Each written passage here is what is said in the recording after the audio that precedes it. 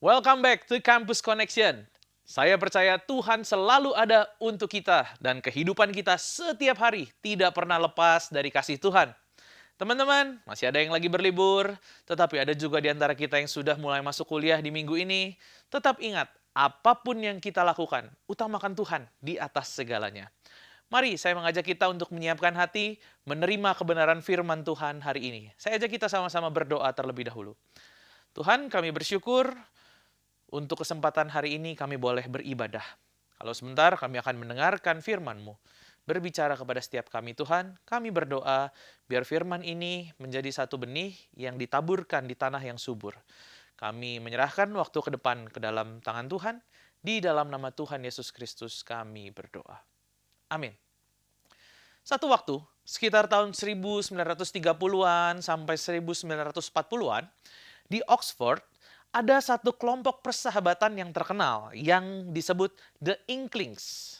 Bukan satu komunitas formal dengan ada struktur pengurusnya dan lain sebagainya, bukan. Tetapi ini hanya sekelompok sahabat, yaitu para penulis dan para pemikir yang seneng kumpul, rutin berkumpul di situ.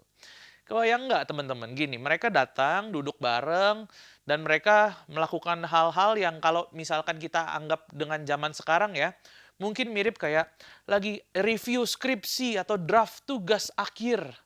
Tapi bukan main-main, levelnya serius gitu. Mereka akan membacakan tulisan-tulisan yang mereka buat, draftnya akan mereka bacakan, lalu teman-teman yang lain akan memberikan kritik. Bukan kritik menjatuhkan, tetapi satu kritik yang membangun. Mungkin ada yang bilang, wah ini bagian ini kalimatnya kurang kuat. Bisa jadi ada yang bilang, oh ini kayaknya agak nggak nyambung nih plotnya nih seperti ini. Mungkin juga ada ide yang mereka bilang kayaknya ini bisa lebih tajam di bagian ini dan lain sebagainya. Dan mereka bukan hanya memberikan kritik tentang tulisan, tetapi mereka juga saling menajamkan cara berpikir, iman, dan juga panggilan hidup mereka. Di antara mereka, di antara kelompok tersebut, ada C.S. Lewis dan J.R.R. Tolkien. Dan dari komunitas persahabatan seperti itu, lahir karya-karya besar yang kita kenal sampai hari ini. Contohnya The Hobbit, The Lord of the Rings, karya dari J.R.R. Tolkien. Saya percaya teman-teman pasti pernah mendengar setidaknya salah satunya. Kemudian Narnia, serta berbagai judul-judul buku tentang kekristenan yang dituliskan oleh C.S. Lewis. Dan banyak tulisan-tulisan lain yang dipertajam karena mereka punya satu circle yang tepat di situ. Teman-teman, kalau C.S. Lewis dan Tolkien memiliki teman yang menajamkan hidup dan panggilan mereka, begitu juga dengan kita yang sedang bergumul dengan kuliah kita, identitas, iman, masa depan, relasi kita satu sama lain, dan semua tekanan-tekanan hidup di dalam masa mahasiswa ini. Ada satu quotes dari C.S. Lewis tentang persahabatan yang tertulis seperti ini, teman-teman. Friendship is born at the moment when one person says to another, "What? You too? I thought I was the only one." Persahabatan lahir ketika ada satu orang yang berkata kepada yang lain gini, "Apa? Kamu juga? Aku kira cuma aku sendiri." Nah, teman-teman, saya yakin kamu tahu rasanya. Saat kamu ketemu orang yang ngerti kamu, yang nggak bikin kamu merasa sendirian. Kamu juga. Wah, teman-teman, itu satu hal yang indah. Persahabatan yang bisa kita miliki itu adalah satu anugerah dari Tuhan. Nah, tetapi hari ini kita mau belajar satu hal, teman-teman. Persahabatan bukan cuma anugerah yang bisa menghibur kita, tetapi juga persahabatan dapat membentuk kehidupan kita. Amsal, pasal yang ke-27 menunjukkan betapa seriusnya dampak dari persahabatan, dari pertemanan terhadap hidup kita. Sekarang kita baca firman Tuhan ya. Ini seperti Tuhan sedang menunjukkan kepada kita, beginilah persahabatan yang sehat, yang membentuk hidup. Amsal pasal yang ke-27, ayat 5 sampai 10, dan nanti akan kita lanjutkan ke ayat yang ke-17. Dituliskan seperti ini. Lebih baik teguran terang-terangan daripada kasih yang tersembunyi. Seorang kawan melukai dengan maksud baik, tetapi seorang lawan mencium secara berlebihan. Ayat 7. Orang yang kenyang menginjak-injak madu, tetapi bagi orang yang lapar, segala yang pahit pun terasa manis. Seperti burung yang lari dari sarangnya, Demikianlah orang yang lari dari kediamannya. Minyak dan wangi-wangian menyukakan hati, tetapi penderitaan merobek jiwa. Jangan kau tinggalkan temanmu dan teman ayahmu. Jangan datang ke rumah saudaramu pada waktu engkau malang. Lebih baik tetangga yang dekat daripada saudara yang jauh. Teman-teman, kita lompat sedikit ke ayat yang ke-17. Besi menajamkan besi, orang menajamkan sesamanya. Inilah firman Tuhan. Kita barusan membaca Amsal 27. Menarik ya teman-teman, Alkitab nggak membahas persahabatan hanya dari sisi seru atau hanya dari sisi nyaman. Tetapi Amsal menyampaikan kepada kita, teman itu bisa menjadi alat yang Tuhan pakai untuk membentuk kita. Untuk membentuk cara kita berpikir, membentuk cara kita hidup, bahkan juga arah daripada iman kita. Dan di teks yang baru saja kita baca ini, ada 3 tanda persahabatan yang sehat. Kita melihat bicara soal teguran, kita melihat bicara soal nasihat, dan juga ada proses saling menajamkan di sana. Sebelum kita ngomongin teman yang baik, kita harus mulai dengan satu pertanyaan yang sederhana. Apa kamu punya teman yang berani menegur kamu? Nah, itu yang Amsal bahas pertama kali. Kita masuk ke bagian yang pertama, kasih yang menegur. Kita lihat lagi ya, ayat 5 sampai ayat yang ke-6.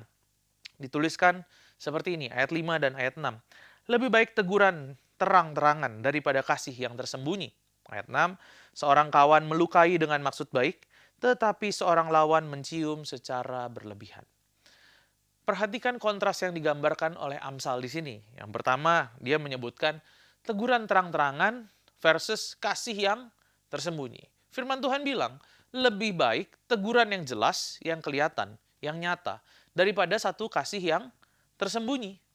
Kadang ada teman yang katanya sayang, katanya peduli, katanya care sama kita, tapi pedulinya cuma di dalam hati.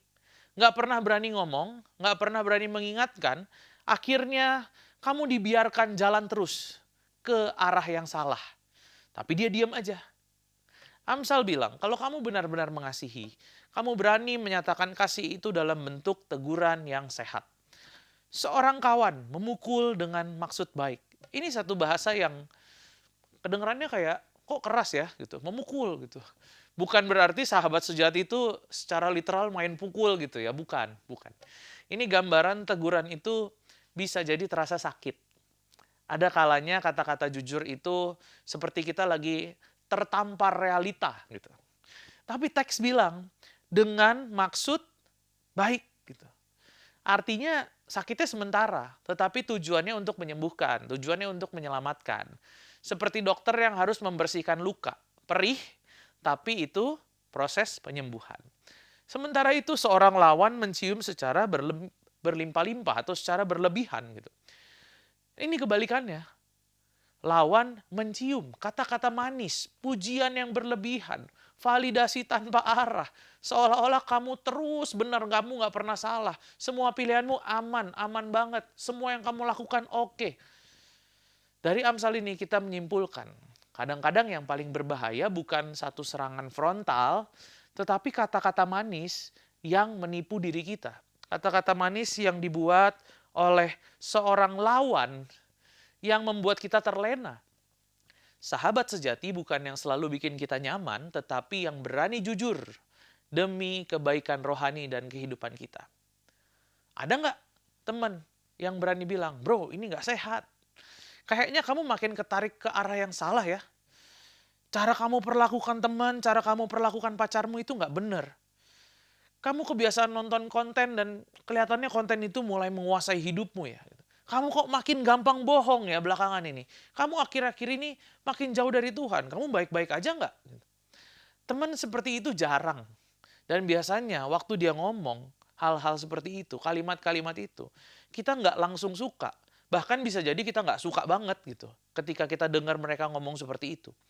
Makanya ada 2 respon yang perlu kita pelajari teman-teman. Yang pertama, kita perlu untuk berani meminta teman untuk jujur.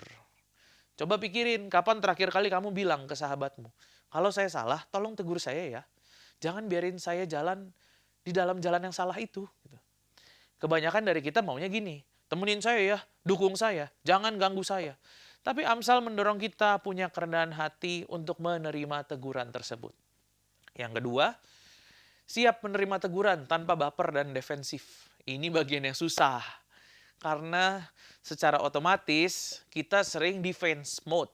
Kita masuk dalam satu mode pertahanan diri. Misalnya kamu ditegur soal kamu ngaret terus dan nggak menghargai waktu orang. Nyontek, cheating, atau nyontek sedikit yang lama-lama jadi gaya hidup.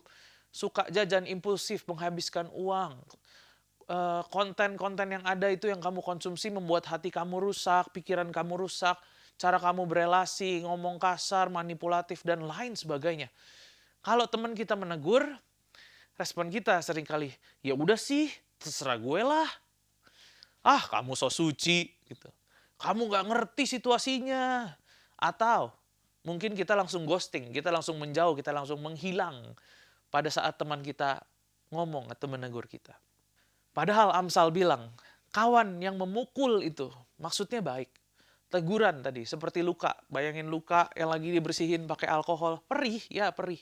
Tapi justru itu yang akan menyembuhkan. Teman-teman, mungkin kamu perlu mengucapkan satu doa yang sederhana hari ini. Tuhan, tolong kasih saya teman yang berani jujur dan kasih saya kerendahan hati untuk menerimanya. Sekarang kita masuk ke ayat yang selanjutnya di ayat yang ke-9 dan ayat yang ke-10. Dituliskan di ayat yang ke-9 dan 10, minyak dan wangi-wangian menyukakan hati, tetapi penderitaan merobek jiwa. Jangan kau tinggalkan temanmu dan teman ayahmu. Jangan datang ke rumah saudaramu pada waktu engkau malang. Lebih baik tetangga yang dekat daripada saudara yang jauh. Di dalam terjemahan bahasa Inggris, versi NIV ayat yang ke-9 dituliskan seperti ini. Perfume and incense bring joy to the heart, and the pleasantness of a friend springs from their heartfelt advice. Pada persahabatan yang menyegarkan, di dalamnya terdapat nasihat yang bijaksana. Ayat 9 tadi di bagian awal bilang, minyak dan wangi-wangian menggembirakan hati, menyukakan hati. Di zaman itu minyak dan parfum bukan cuma soal gaya, tetapi itu tanda satu kesegaran, penghiburan, dan sukacita. Lalu Amsal bilang tadi, kebaikan seorang teman muncul dari nasihat tulus mereka. Springs from their heartfelt advice. Artinya persahabatan yang paling menggembirakan bukan cuma yang bisa diajak ketawa, tetapi mereka yang bisa menghadirkan nasihat dari hati mereka yang tulus. Nasihat yang tulus, nasihat yang keluar dari kepedulian mereka terhadap diri kita. Bukan nasihat yang sok tahu, bukan ceramah, tetapi nasihat yang bilang, saya mengasihi kamu, jadi saya mau menyampaikan sesuatu yang benar ini. Gitu. Itulah yang dituliskan di dalam ayat yang ke-9. Sementara ayat yang ke-10 bicara tentang jangan meninggalkan temanmu. Bahkan disebut di sini teman ayahmu. Ada nuansa kesinambungan di sana, kesetiaan, hubungan yang bernilai. Dan kalimat selanjutnya dibilang gini, lebih baik seorang tetangga yang dekat daripada saudara yang jauh. Di dunia nyata, kadang-kadang saudara yang jauh itu bisa berarti orang yang secara statusnya dekat tapi secara kehadiran jauh. Sedangkan tetangga dekat itu adalah orang yang hadir, yang ada, yang bisa diandalkan, yang ada di sekeliling kita, yang bisa kita percaya atau kita andalkan saat kita jatuh. Gitu. Intinya persahabatan yang sejati itu hadir teman-teman, setia, ada. Nggak cuma ada pas lagi seru-serunya doang, tetapi ada hadir di setiap waktu. Nah, tetapi sekarang kita harus mampu membedakan dua jenis nasihat yang sering kamu dengar, yang sering kita terima gitu ya. Kalau tadi kita bilang nasihat yang bijaksana, di dalam persahabatan yang baik ada nasihat yang bijaksana. Tidak semua nasihat adalah baik dan tidak semua nasihat adalah bijaksana. Contoh, ada nasihat-nasihat versi dunia. Udahlah, ikutin aja kata hati, yang penting kamu happy. Oh, kalau kamu nyaman berarti itu benar. Yang penting kamu nggak ganggu orang lah, nggak apa-apa. Masalahnya kata hati kita bisa campur aduk. Perasaan kita bisa berubah. Happy bisa menipu. Happy bisa semu, teman-teman. Tetapi ada nasihat versi yang kedua, yaitu nasihat versi takut akan Tuhan. Gitu. Coba pikirkan, ini sesuai dengan firman Tuhan apa enggak? Ini mendekatkan kamu ke Tuhan atau justru malah menjauhkan kamu? Ini ngerusak karaktermu loh. Jangan. Gitu. Kalau kamu terus di jalan ini, kamu terus melakukan ini, beberapa bulan lagi, kamu bakal jadi orang yang seperti apa nantinya? Ini yang dimaksud dengan nasihat hati. Nasihat yang bukan cuma menenangkan, tetapi satu nasihat tulus yang bisa menuntun kita, membawa kita semakin dekat kepada Tuhan. Dengan kata lain, inilah yang disebut dengan nasihat yang bijaksana tadi. Saya mau ajak setiap kita untuk melakukan hal yang simpel. Teman-teman, kamu bisa cari 1 sampai 2 orang sahabat rohanimu. Nggak harus banyak, tapi minimal ada orang yang bisa jadi tempat kamu untuk cerita yang aman. Dan juga tempat kamu bisa dengar kebenaran, bukan cuman validasi atas apa yang jadi keluh kesah kamu gitu ya. Jadilah sahabat yang mendoakan dan menyampaikan kebenaran dengan lembut. Kadang kita pengen punya teman seperti itu, tapi kita sendiri nggak mau jadi yang seperti itu. Persahabatan yang manis, persahabatan yang baik, itu bukan yang selalu sepakat, tetapi ada persahabatan yang jujur, persahabatan yang dipenuhi dengan kebijaksanaan, dan ada kesetiaan di tengah-tengah persahabatan tersebut. Nasihat yang bijaksana akan hadir di tengah-tengah persahabatan yang sehat. Dan kemudian sekarang ayat yang ke-17. Ayat yang mungkin paling terkenal dari semua ayat yang telah kita baca ini. Dikatakan ayat 17, besi menajamkan besi. Orang menajamkan sesamanya. Inilah gambaran teman yang membuat kita bertumbuh. Proses menajamkan itu pasti ada gesekan. 2 besi kalau digesekkan ada bunyinya, ada percikannya, ada tekanannya, dan timbul panas di sana yang pasti bikin gak nyaman gitu. Tetapi ketika besi tersebut diasah, pisau itu diasah, hasilnya tajam, berguna, siap dipakai. Amsal bilang begitu juga persahabatan yang sehat. Relasi yang menajamkan memang tidak selalu mulus, tetapi justru dipakai oleh Tuhan untuk membentuk karakter kita. Teman-teman, kamu mungkin nggak sadar, tetapi 3 sampai 5 orang terdekat kita itu adalah seperti satu kompas kehidupan yang akan mempengaruhi, menggeser pelan-pelan apa yang jadi arah hidup kita. Kalau circle kamu, 3 sampai 5 orang circle terdekat kamu, menormalisasi yang namanya bohong-bohong kecil, kamu akan terbiasa dengan hal itu. Menormalisasi konten-konten kotor, kamu akan terbiasa dengan hal itu. Menormalisasi cheating, kamu akan berkompromi dengan hal tersebut. Menormalisasi hidup jauh dari Tuhan, teman-teman, kamu akan pelan-pelan terbawa dan ikut jauh dari Tuhan. Sebaliknya, kalau 3 sampai 5 orang circle terdekatmu itu adalah circle yang sehat, bikin kamu makin mau berdoa dan baca firman Tuhan, mendorong untuk punya integritas di dalam akademik kita, mengingatkan komitmen untuk melayani, menolong kita menjaga kekudusan, dan menolong kita bertumbuh di dalam karakter kita. Itu akan jauh lebih baik, teman-teman. Kita akan pelan-pelan semakin baik, dan semakin baik sehari-hari. Coba di kepala kamu sekarang, di pikiran kamu sekarang, sebutkan 5 orang, 3 sampai 5 orang yang paling sering kamu pergi bareng, paling sering kamu chat, paling sering nongkrong bareng kamu, paling sering kamu dengar suaranya. Dan kemudian tanyakan sama diri kamu sendiri. Mereka sedang menajamkan kamu atau sedang menumpulkan hidupmu? Mereka sedang bawa kamu ke arah yang benar atau mereka sedang menjauhkan kamu dari arah yang benar? Mereka sedang mengangkat kamu naik, menarik ke atas, atau justru mereka lagi narik kamu ke bawah, menarik kamu turun gitu. Teman-teman, ini pertanyaan hanya kamu dan Tuhan yang tahu jawabannya. Pertanyaan yang nggak bisa dijawab dengan teori, tetapi ini satu pertanyaan yang membutuhkan kejujuran dari diri kita sendiri. Saya nggak bilang kamu harus langsung putus semua relasimu dengan orang-orang tersebut.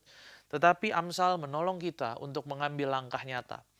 Kalau ada pergaulan yang jelas-jelas menyeret kamu turun, kurangi intensitasnya.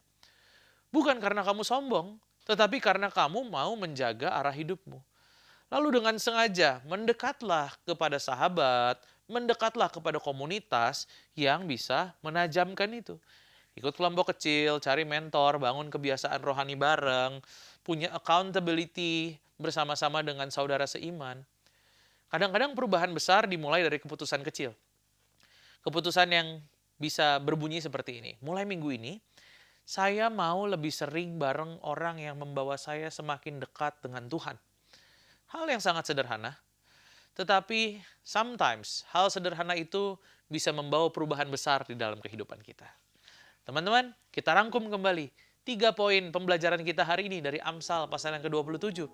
Yang pertama tadi kita belajar tentang kasih yang menegur, honest wounds. Kita perlu punya sahabat sejati yang berani menegur. Teguran yang nyata lebih baik daripada kasih yang diam-diam membiarkan kita berada di jalan yang salah. Kemudian yang kedua, nasihat yang bijaksana. Sahabat yang sejati memberikan nasihat yang lahir dari hati yang takut akan Tuhan. Bukan merupakan satu validasi, tetapi hikmat. Bukan cuman yang penting happy, tetapi apa yang benar di hadapan Tuhan. Dan yang terakhir, iron sharpens iron. Teman yang bikin kita mampu untuk bertumbuh. Teman yang membuat kita terasah. Sahabat sejati saling menajamkan di dalam karakter dan iman. Kadang ada gesekan, tetapi justru itu proses Tuhan untuk membentuk kehidupan kita. Apa yang bisa kita lakukan setelah ini?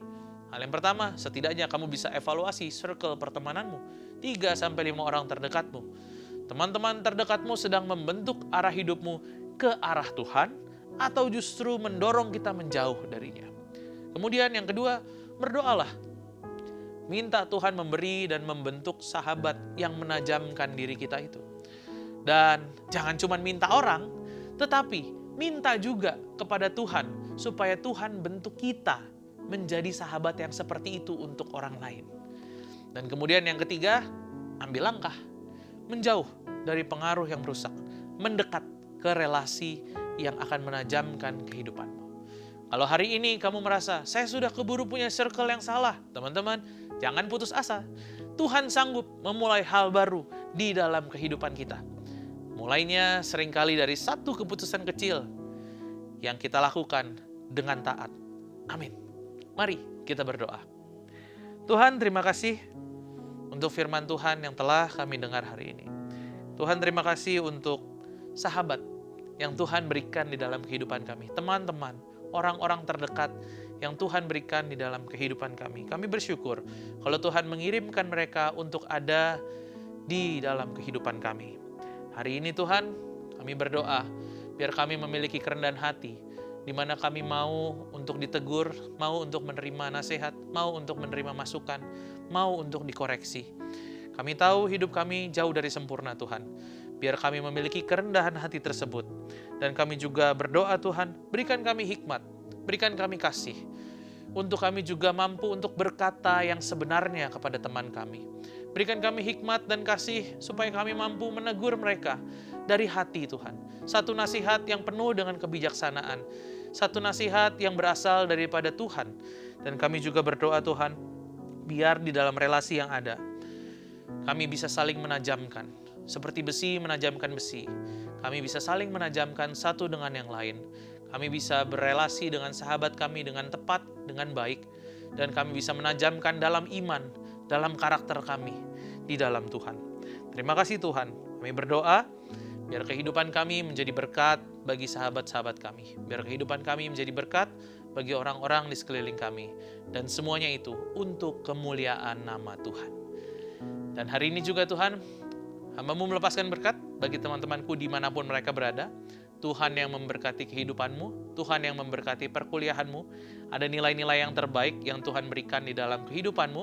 Memasuki semester yang baru ini, engkau akan menjadi mahasiswa yang unggul dengan hasil yang di atas rata-rata. Karena Tuhan yang membuat perbedaan antara umatnya dengan orang-orang di luar Tuhan.